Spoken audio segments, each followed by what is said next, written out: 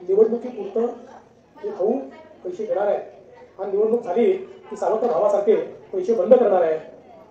पण हे सगळं जे विरोधकांनी या ठिकाणी एक वावटळ तयार केलं होतं ते बाजूला झालं आणि आपण निवडणुकीनंतरही ही योजना सुरू ठेवली। पुढचे 5 वर्ष योजना राहणार आहे आणि एवढंच नाही तर योग्य वेळी या योजनेच्या निधीमध्ये वाढ देखील आम्ही करणार आहोत। तर बघा, यासाठी आपला आता तर तुम्ही पहिले व्हिडिओ बघितला, त्या व्हिडिओमध्ये सरळ सांगितलेलं आहे आणि त्याच व्हिडिओच्या माध्यमातून सरकारचे काय निर्णय आले लाडक्या बहिणींसाठी मी ते तुम्हाला सांगणार आहे। त्यामधला सर्वात पहिला निर्णय होता की सर्व ताईंना पैसे पाठवून झालेल्या ज्या ताई पात्र होत्या त्या प्रत्येक ताईला जुलै महिन्याचा हप्ता त्यांनी रक्षाबंधनाच्या पूर्वसंध्येला पाठवून दिलेला आहे। दुसरा सर्वात मोठा निर्णय आलेला या ठिकाणी लाडक्या ताईंनो की ज्याही 27 लाख अपात्र बहिणी होत्या जून महिन्यामध्ये त्यांची पडताळणी सुरू झालेली आहे। त्यांची पडताळणी अंगणवाडी सेविका कडून करण्यात येणार आहे। अंगणवाडी सेविका तुमच्या घरी येतील किंवा तुम्ही अंगणवाडी सेविकाकडे जा आणि त्यांच्याकडे जो फॉर्म असतील तो फिलअप करून द्या विथ डॉक्युमेंट्स। तुम्हाला जून जुलैचा हप्ता मिळणार म्हणजे मिळणार ही शाश्वती आपल्या महाराष्ट्राचे लाडके भाऊ म्हणजेच आपले मुख्यमंत्री देवेंद्र फडणवीस साहेबांनी केलेली आहे। तिसरी महत्वाची न्यूज लाडक्या ताईंनो काय की ही जी योजना आहे लाडकी बहीण योजना ही बंद होणार नाहीये, ही बंद होणार नाही, बरोबर।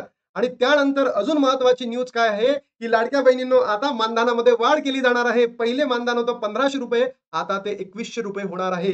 म्हणजेच काय आपल्या या लाडक्या भावांनी लाडक्या बहिणींना खुश करण्यासाठी रक्षाबंधनाची सर्वात मोठी भेट त्यांना दिलेली आहे। तर ही रक्षाबंधनाची भेट बघा कशी दिली आहे। रक्षाबंधनाची भेट मुख्यमंत्र्यांनी सांगितलं लाडकी बहीण योजनेच्या रकमेत कधी वाढ होणार आहे म्हणजे 1500 वरून तुम्हाला 2100 रुपये मानधन दिलं जाणार आहे। तर लाडक्या बहिणींनो ही अत्यंत महत्वाची अत्यंत खुश खबर आहे। रक्षाबंधनाचं एक मौल्यवान गिफ्ट आपल्या लाडक्या भावांनी दिलेली आहे।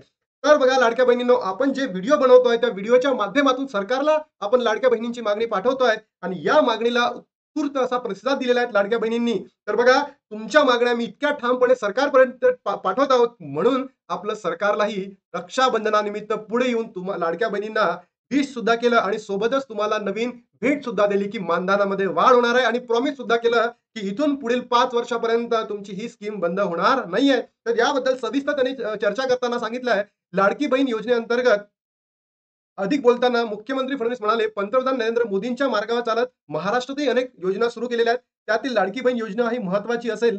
अनेकांना वाटायचं की हे भाऊ निवडणुकीपुरते पैसे देतील आणि निवडणूक झाली की सावत्र भावासारखे बंद करतील।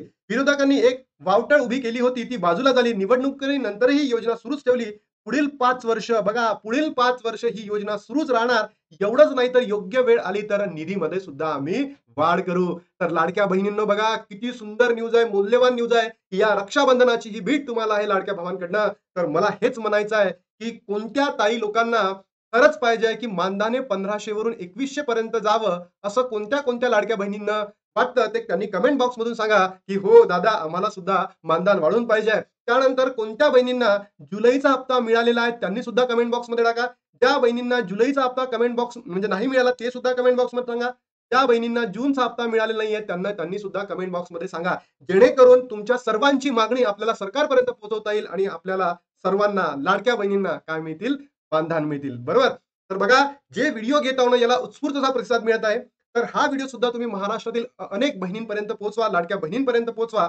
त्याच्यामुळे काय होईल मला सरकारला सांगता येईल की नाही आमच्या लाडक्या बहिणींची ही मागणी आहे। तर येणाऱ्या काही दिवसांमध्ये आपण सरकारच्या एका मोठ्या व्यक्तिमत्वासोबत न्यूज मध्ये येणार आहे, एका टीव्ही चॅनलवर दिसणार आहे आणि त्या टीव्ही चॅनलच्या माध्यमातून माझ्या लाडक्या बहिणींच्या मागण्या काय आहेत त्या मागण्या मी सरकारपुढे ठेवणार आहे। तर लाडक्या बहिणींनो प्लीज सपोर्ट करा की जास्तीत जास्त हा जो व्हिडिओ आहे लाडक्या बहिणींपर्यंत पोहोचवा, जेणेकरून आपल्या मागण्या ठामपणे मला सरकारसमोर मांडता येईल आणि जितक्याही बहिणी पात्र आहे अपात्र आहेत त्यांना सर्वांना पुन्हा ते पैसे द्यायला सुरुवात करतील। तर बघा अजून मी एकदा 4 महत्वाचे निर्णय सांगतो।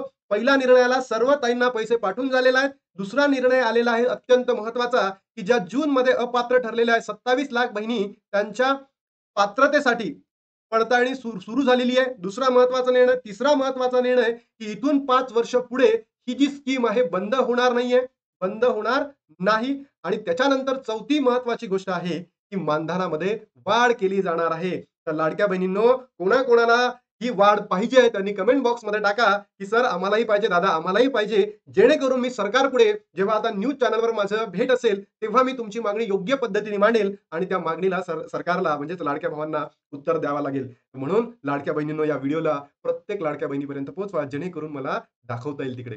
बरोबर? तर चला इथे मी थांबतो. जय हिंद, जय महाराष्ट्र.